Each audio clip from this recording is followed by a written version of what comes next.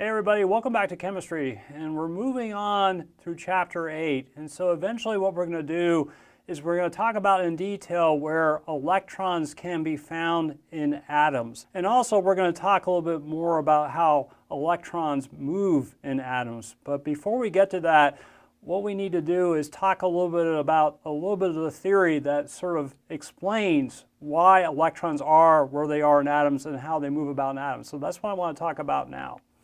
Okay, so our understanding of light today is that it has both particle and wave nature. One may ask sort of a similar question of matter. And so matter we kind of originally thought could be completely described as particles. And matter was thought to have only a particle nature.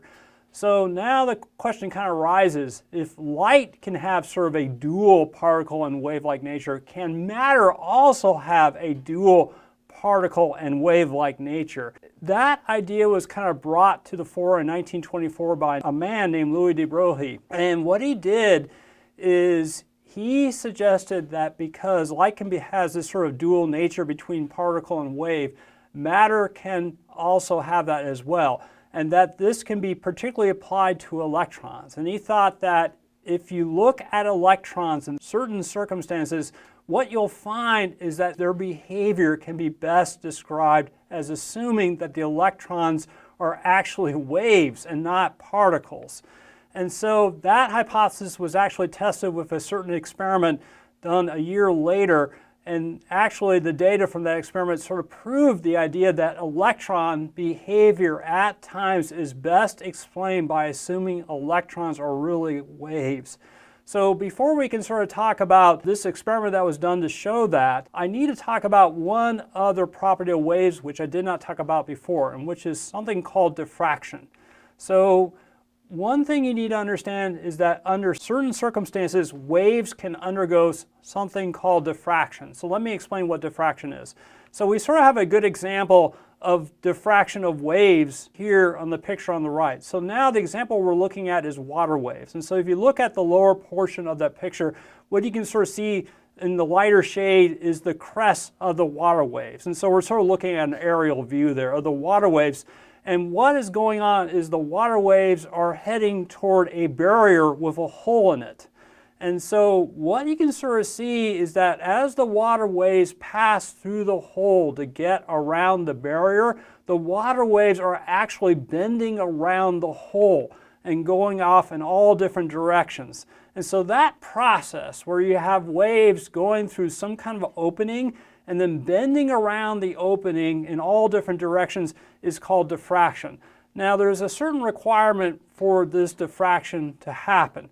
The requirement is that that hole should be about the length of the wavelength of the waves. So again, imagine we're sort of looking at an aerial view of the water waves there. Let's say that the water waves, the distance between the crests, let's just say, is about 1 meter, which is about 3 feet. So the only way you're going to get the water waves to bend around outside of that hole is if the length of the hole is about 1 meter.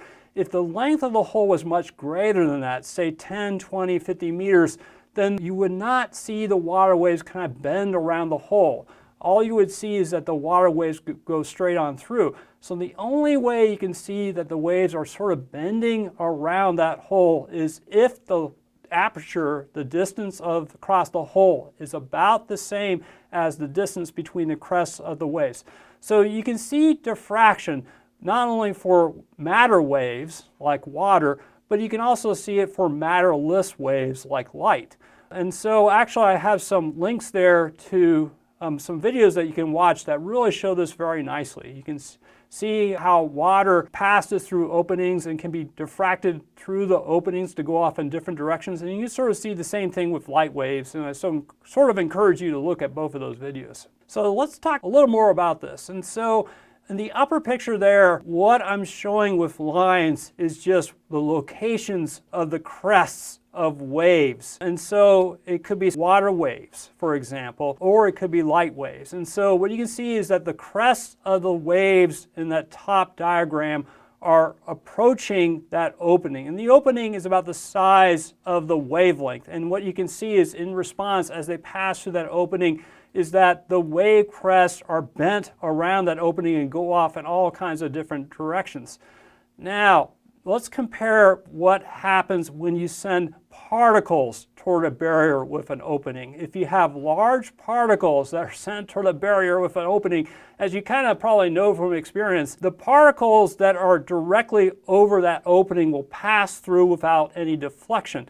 But at no point will other particles be deflected by that opening. And so what that tells us is this property of diffraction of waves bending around an opening really only happens for waves, and it most certainly does not happen for large particles. However, one of the things we're going to learn in just a second is that maybe with small particles you can get them to deflect around that opening. So we're going to talk about that in just a second. So now what I want to do is talk about evidence to show that light is diffracting. And so the reason why that is so important is that if you can prove that light or anything else is undergoing diffraction, then that proves that light or anything else is acting like a wave. And so the way you can do that for light is by something called a double slit experiment. So let me explain how this was set up. So here on the left of this picture here, we have some kind of light source. And so the light source is releasing light waves in all directions as you might expect. And so on one side of the light source, we have a barrier. And then you can see in this picture here, this barrier has two openings. Now in this particular kind of experiment, you know that the wavelength of light is very small. And so in order to get any kind of diffraction through the opening, the openings must be about as wide as the wavelength of the light. And so the openings are going to be very, very narrow. And so that's why physicists call these openings slits, is because these openings are very narrow. Anyway, because the openings are so narrow, what will happen is you might have a light wave going right through like this, but also because the openings are so narrow, you're going to have the light wave diffract, and so it's going to be bent in different directions like this. And so the light wave is being diffracted like that. And so from the bottom slit, same deal. You have a light wave that might be going on through like that, but if the light wave is narrow enough, and then you'll get the light wave diffracting like this. Okay. Because the light waves are diffracting from these openings here, if you go a little bit further out and you have some kind of detection system, which I'm putting in a box here, the detection system has to be film. What you'll get on the detection system is alternating areas of lightness and darkness. So here in the middle here of the detection system, we have a light area. And then on either side of the light area, we have a dark area. And then on either side of those dark areas, we have light. And so you can see it's alternating between light and dark on the detection system. When you have that alternating pattern of light and dark, this is called an interference pattern. So if you can sort of see an interference pattern on the detection system, that proves that light must be diffracting through these slits. And if it's diffracting through these slits, then it must be that light is a wave. So now what I want to do is go through some detail so that you can sort of understand how it can be that you can create this interference pattern from light waves.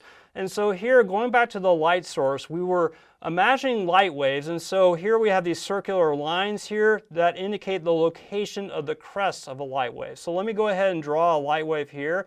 So I'm going to put a crest there, and so I'm trying to draw a crest wherever you see those lines there. So there's my light wave there, and so you can imagine that there are light waves going off in all directions, right? But also we have a light wave that's heading for the lower slope. So let me draw that in. So I'm drawing in the crest like this, and so far so good.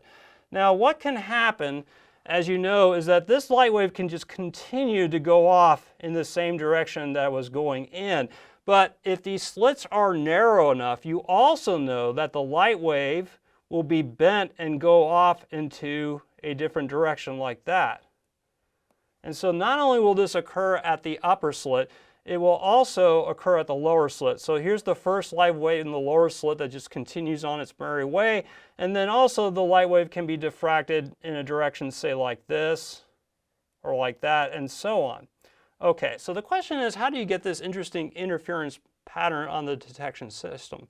Okay, so here is this area that is relatively light, and let's see how the light waves create this light area. Well, it happens something like this. And so for this upper slit, you'll have a light wave, and so here are the crests of the light wave. And so the crests are heading toward this light area, and then the crest lands on the detector here. And so you can see on the detector that this wave is a crest. Now, how about from the other slit?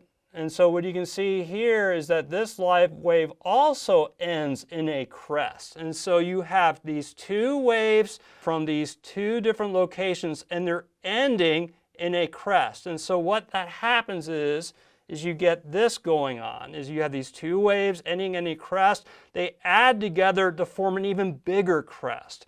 And so when you have an even bigger crest, you get a very bright spot here. So this is going to be very bright. So the question is, how do we get the dark spot that's next to it? Well, the way that happens is maybe say from the upper slit, here comes the light wave. And so from the upper slit, the light wave of the dark spot ends as a crest, but from the lower slit, the light wave ends as a trough. And so you get this happening here. And so if you are in the detection system, you have a place where the crest meets the trough, they will cancel out and you'll get absolutely nothing. And so that's why it appears dark.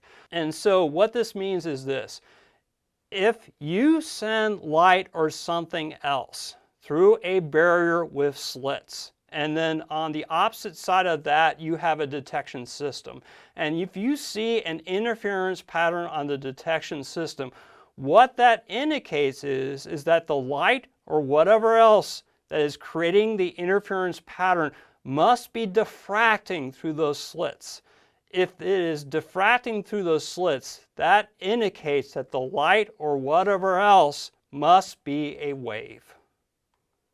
So the question is, can we set up an experiment so that we can see the wave nature of electrons? How could we do that? You would have to prove that electrons, when they're approaching some kind of opening or slits, are diffracting. They're bending around the slits. And then the way you sort of see that that is in fact the case is if you have some kind of interference pattern that appears on a screen. So one of the problems in setting up this experiment is you have to, as we've talked about, in order to see diffraction, you must have slits or openings that are approximately the same dimensions as the wavelength that you're trying to see. So what they were speculating that electrons, if they have a wavelength, it's a very, very, very, very, very small wavelength in the order of maybe sort of like angstroms, which would be 1 × 10⁻⁻10 meters. So therefore, what you have to do is you have to set up a barrier that electrons can go through where the slits are in that range of length. And so obviously you can't really take like a piece of cardboard and poke holes in it with a pin and get openings at 1 × 10⁻10 meters. And so it's very difficult to create that with any kind of machine. Instead, they had the idea of maybe sending electrons through a substance which naturally has openings and slits at that length. And so what they did is they were able to grow crystals of nickel, and the nickel in a crystal form, what you'll have is atoms repeating in space over and over and over again in all 3 dimensions. What you will have is atoms, but then the next space over you have no atom. And then the next space over you have an atom, and then you have no atom and no atom. It's sort of you see in that picture on the right. And so they're thinking the dimensions of those spaces between the atoms are just right, so that if you send electrons through them, the electrons will pass through, but if they have a wave-like character, then they will bend around those openings. And so all you have to do is set up some kind of detection system to see where the electrons go after they pass through the crystal. So now what I want to do is talking about an experiment that was performed by 2 American scientists by the last names of Davidson and Germer. This was done back in 1925 at Bell Labs in New Jersey. And this was really the first experiment to show that in certain contexts, you can find electrons are behaving not as particles, but as waves. And so what Davidson and Germer did is they took a crystal of nickel. So imagine again what the crystal of nickel is. It's going to be millions upon millions of nickel atoms that are stuck together. They're repeating in a lattice, and there are going to be spaces between the nickel atoms. And what they did is they fired low-speed electrons at the nickel crystal, and then what they had was a detection system on the other side of the crystal so they could see where the electrons appeared on the other side of the crystal. This side here of the slide, I have a representation of this experiment. So what we're going to do here in this representation, we're going to pretend that we have a crystal of nickel atoms. And we're going to represent that by this barrier here. Now, as you know, that crystal of nickel atoms is made of millions and millions and millions of nickel atoms that are all stuck together. But as you can imagine, there are going to be spaces between the nickel atoms where maybe electrons can pass through. So here, we're going to represent those spaces between the nickel atoms as these slits here. So there's one slit here, and there's one slit here. Now, what Davidson and Germer are going to do is they're going to fire electrons on this crystal here. And then what they're going to do is on the other side of the crystal, they're going to set up a detection system to see where on the other side of the crystal those electrons are going to land. So let's go ahead now and think about the results we would get if electrons were acting as particles. And so we have electrons that are hitting the surface of the nickel, and so they might be bouncing off like this. But occasionally you'll have some electrons being fired at the nickel that are going to get through the spaces between the nickel atoms. Now, what will happen is if electrons are acting like a particle, what they're going to do is they're going to land on the detection system right behind those spaces that they're getting through. And so you might find, say, electrons in this third row here, and then the electrons that get through these spaces here, you might find hitting in this row here. And so what we would expect is if electrons are acting like particles, we would find electrons in the detection system are only being found in the spaces that are right behind the spaces in the nickel crystal where the electrons are getting through. But in fact, that is not what we got. Not only did we find electrons in the detection system that were right behind the spaces that they could get through, but we found electrons in other areas that were not directly behind the spaces where they could get through of the nickel crystal. So the only way we can get electrons in these areas that are not directly behind the spaces where they could pass through is if they could diffract around those spaces and land in different parts of the detection system. So this was evidence that electrons were kind of diffracting or bending around and being able to land in different spaces on the detection system. Now, let's talk about how you would see a light area on this detection system and how you would see a dark area if electrons are acting as waves. So imagine that electrons now are acting as waves.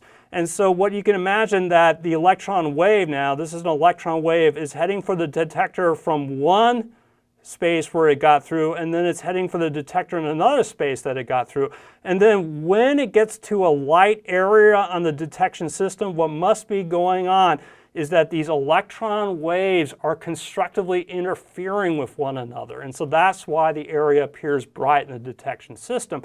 Now, on the areas where you have darkness, what must be going on here is that the electron waves are heading from two different openings here, and that they're going to land here in the dark area, but one wave will land with one trough, and they will cancel each other out, and that will be why it appears dark.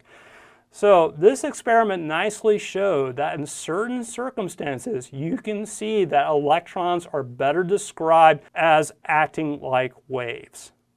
We need to talk about how you take some information about electrons and figure out what the wavelength of these electrons is. And so you use an equation called the de Broglie wavelength equation. And again, Louis de Broglie was the guy in 1924 that first proposed that electrons can be found both as particles and waves. Now, one thing to sort of mention at first is that when you apply this equation, you're going to throw in the mass of the electron, the speed of the electron, and Planck's constant, you will get a wavelength for an electron. Now, when you see the fact that you have a wavelength for the electron, don't think that that wavelength indicates that the electron is an electromagnetic wave. It is not. The wavelength tells you something else about the electron. It tells you exactly how far away it's going to be from the nucleus, and I'll talk about that in a minute. But the first thing I want to do is I want to do some practice problems on how to use this equation. So here is the equation. And so we have lambda, which in this case is the de Broglie wavelength of some kind of particle, and most of the times in these problems it's going to be electron. It's going to be equal to Planck's constant divided by the mass of the particle times the velocity of the particle, which again usually will be an electron. And so here's the equation here. And just a note, you have to be pretty specific with the units when you use this equation. So Planck's constant is what we've been always using before, but note, when you throw in the mass of a particle into this equation, the mass must be in kilograms. It cannot be in grams. It must be converted to kilograms. And there, the V there, be careful. That is not a nu. That is not a frequency.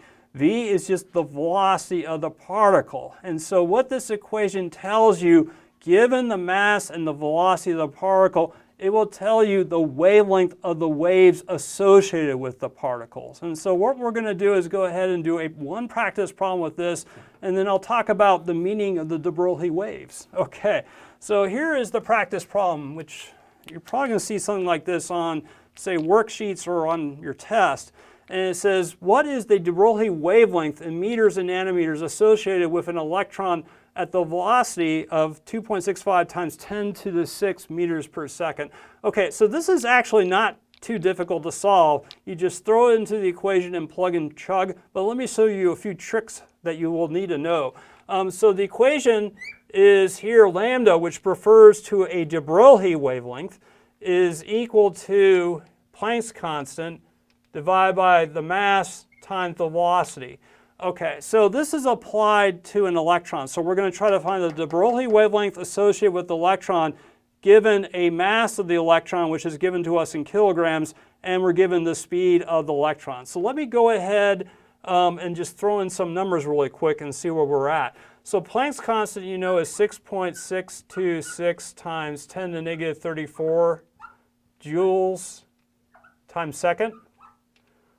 And the mass here must be in kilograms, and it looks like it's given to us in kilograms for an electron. It's 9.11 times 10 to the negative 31 kilograms. Okay, now what we're going to do is multiply this by the velocity. And so the velocity is given to us is 2.65 times 10 to the 6 meters per second. Okay. So you can go ahead and do the math, and so the number you will get is as follows. It'll be 2.74 times 10 to the negative 10. The question is, what units is going to be? So we're getting a wavelength here when you put in these numbers into this equation, and so you might expect some kind of units of length. Hopefully it'll be in meters, but let's check. So if you look carefully at the units here, you can see they really don't cancel out very well. So for example, we have a kilograms here in the denominator that doesn't cancel out with the kilograms in the numerator, and we have a joules here in the numerator that does not have any joules in the denominator to cancel out with. So let me just kind of rewrite this equation again and give you an identity which will help cancel out units. So let me tell you what that identity is. And we talked maybe a little bit briefly about this in first semester chemistry, but one thing that's good to know is that 1 joule is going to be equal to 1 kilogram meters per second squared. And you'll probably learn more about that if you take physics, but you don't really have to understand the reason why for that now. You can just sort of accept that.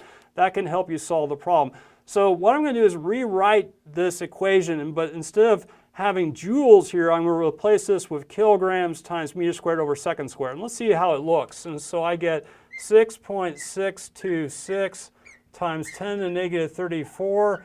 And so I have a joules here. I'm going to write kilograms over meters squared over seconds squared.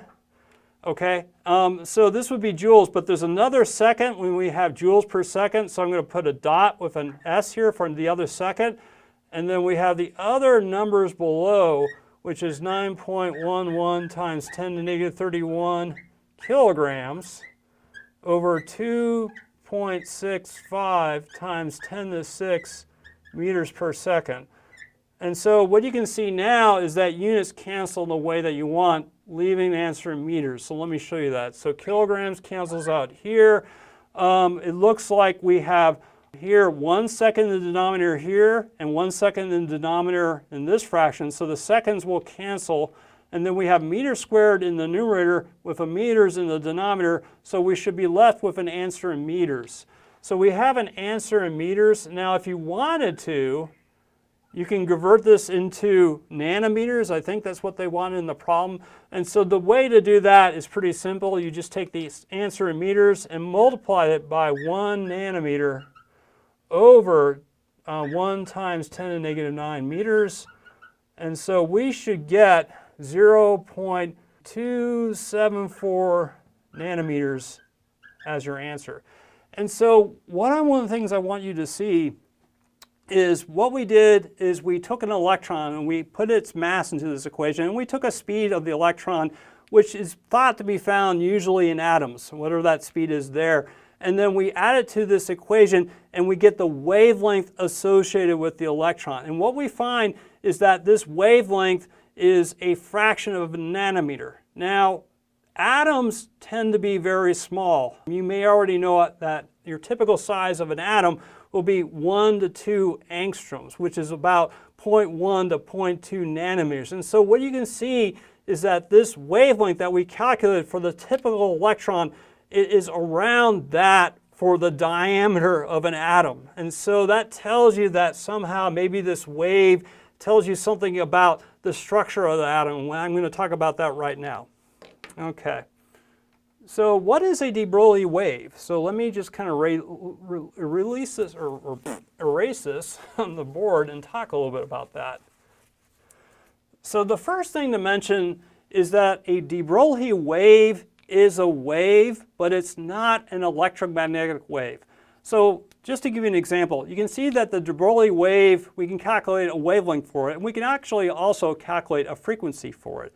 Now, we can do this exactly the same thing, for example, with water waves. So water waves have wavelengths and they have frequencies. Now, light waves have wavelengths and frequencies too, but we know that water waves are not light waves. Water waves are not electromagnetic radiation, although their properties can be described using wavelengths and frequencies. Same thing with de Broglie waves. They are not electromagnetic waves. Instead, as you'll see now, hopefully, is that the wavelength of the de Broglie wave tells you exactly the distance that electron will be away from the nucleus of an atom. So I want to describe how that works on the light board. Okay, so let me just kind of draw out some examples of waves. Okay, so I'm going to draw some de Broglie waves. And again, de Broglie waves are waves. They're just not electromagnetic waves. And so they will have a wavelength and therefore a certain frequency associated with it as well. But let me just kind of focus on the wavelength here. So here I'm going to just draw a de Broglie wave, and it looks like your standard wave. It has crests and troughs, and looks nothing unusual here. Let me draw another de Broglie wave, but with a smaller wavelength. In other words, the distance between the crests is smaller, so it might look something like this. And so you can sort of fit more waves on this length here like this. And so this can go on forever. Now, what I want to do is take these de Broglie waves, and instead of fitting them on a line, I want to fit them on a curved line or a circle. So I'm going to draw the curved line like this. It's basically a fancy phrase for a circle here. I've drawn a circle here. And so what I'm going to do is I'm going to try to fit this de Broglie wave through this curved line and see where it ends up. So I'm going to start out here at this point here with a crest, and I'm going to do the best I can to draw this. It's probably not going to be very good. So here's the crest, and now it's kind of going into the midpoint here. Now we have the trough of the first wave, and then we have the crest now of the second wave, and then we have the trough of the second wave, and then it ends up with a crest. So let's see how many waves that we have here. It looks like this is not the best drawn, but it looks like we have a crest here and we have a crest here. So we really sort of drawn two waves. Now, the thing I want you to notice is in my attempt to draw this, the wave ended at exactly the same place where it started. So it started out at the height of the crest, and it goes through two wavelengths, and it ends exactly at the height of the crest.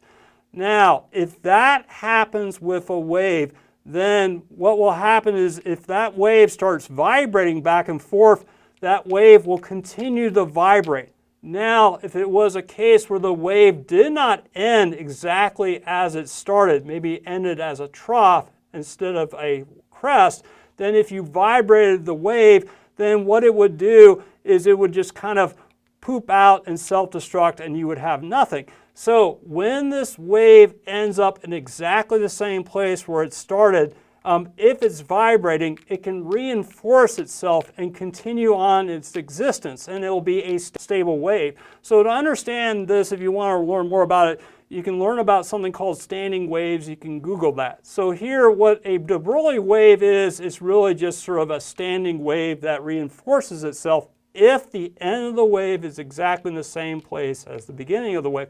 Now let's think about how that can happen. Well, basically what we did with this wave is we fitted it around this curved line, right? So let's pretend that the center of the circle is the nucleus of an atom here. I'm going to put a plus here. And let's say this is, say, the second orbit of the electron that goes around the nucleus. Well, and we'll say that the radius of the second orbit is r. This radius is of the correct length such that when you fit this wave as it follows the radius, it will end in exactly the same place as it begins. So it reinforces itself. And so that predicts when you have a radius of length r, that gives you the correct amount of wave to fit in such that it reinforces itself. Now let's just take another example. Let's say now this time we have our atom again, and we have the nucleus here, and let's make the wave a little bigger here. Or excuse me, the orbit's a little bigger here. So we'll call this orbit r prime. And again, we'll start a standing wave, a de Broglie wave around this orbit, and let's see how it fits. And so here we go. I'm going to try to draw it as well as I draw the other one. So here's the crest. I'm going to try to draw it at the same wavelength. And then here's another crest. And here's a third crest. But look, it does not end in the same place as the first wave. And so if that happens, then what that suggests is that that wave will not be stable, and if it vibrates, it will just poop out and you'll have nothing over time. Now, what does that say? It says that the only way you can get these stable standing waves is if they correspond to orbits of an electron at a particular distance away from the nucleus. This is the right orbit such that exactly two waves fit around this orbit. Here we have an orbit which is a little too far, or maybe it's not enough. It's either too far or not enough, so that when you try to fit these waves, they do not end where they begin. And so what that predicts is that you would not find an electron at this distance here because the wave, vibrating wave it would create would poop out. Now, you can maybe make the orbit a little bit further such that maybe in the end, then the crest ends where it begins. And then you will have a stable standing wave, and that will correspond to an orbit of the correct radius that the electron can travel in. So what the de Broglie wavelengths tell you, they tell you the certain distances that electron orbits can be around from the nucleus for the electrons to be in a stable orbit. So when Bohr did his model of electrons going around in orbits, he knew that the electrons could be only in particular orbits and could never be found between orbits. He didn't know what the reason why they could not be found between orbits, but he just knew from the data that was the case. It's the de Broglie waves here that explain why is it you find these electrons at particular distances away from the nucleus. And again, it's because that you only get a stable wave where the crest meets the crest when you have an electron at a particular distance away from the nucleus. Okay, thank you for listening to that. We'll see you next time.